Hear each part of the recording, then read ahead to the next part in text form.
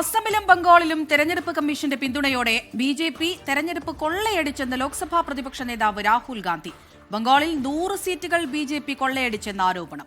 മധ്യപ്രദേശ്, ഹരിയാന, മഹാരാഷ്ട്ര തെരഞ്ഞെടുപ്പുകളിലും ലോക്സഭാ തെരഞ്ഞെടുപ്പിലും ഇത് കണ്ടിരുന്നെന്നും രാഹുൽ ഗാന്ധി ആരോപിച്ചു. PR അരവിന്ദ് ഉണ്ട് ഡൽഹിയിൽ നിന്നും. അരവിന്ദ്, എന്തൊക്കെയാണ് രാഹുൽ ഗാന്ധിയുടെ മറ്റാരോപണങ്ങൾ? വിവരങ്ങൾ എന്തൊക്കെയാണ്?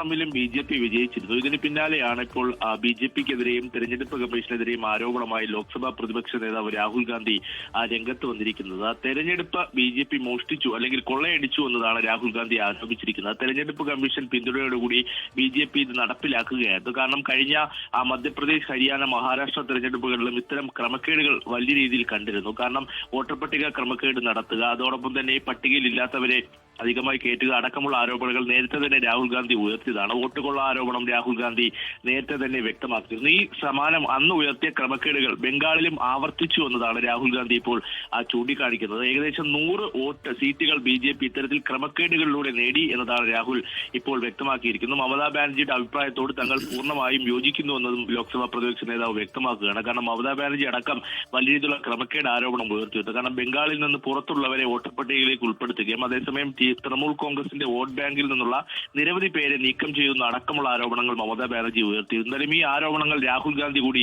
ഉയർത്തുകയാണ്. ബി.ജെ.പി. എന്തായാലും ബംഗാളിൽ അധികാരത്തിൽ വരാൻ പോവുകയാണ്. പക്ഷേ വരും ദിവസങ്ങളിൽ ശക്തമായ പ്രതിഷേധം ഈ വിഷയത്തിൽ തൃണമൂൽ കോൺഗ്രസിന്റെ ഭാഗത്തുനിന്നും അതോടൊപ്പം തന്നെ കോൺഗ്രസിന്റെ ഭാഗത്തുനിന്നും ഉയരുമെന്ന കാര്യത്തിലും സംശയമില്ല. അമർത്ത. ശരി, PR അരവിന്ദാണ് ഡൽഹിയിൽ നിന്ന് വിവരങ്ങൾ നൽകിയത്.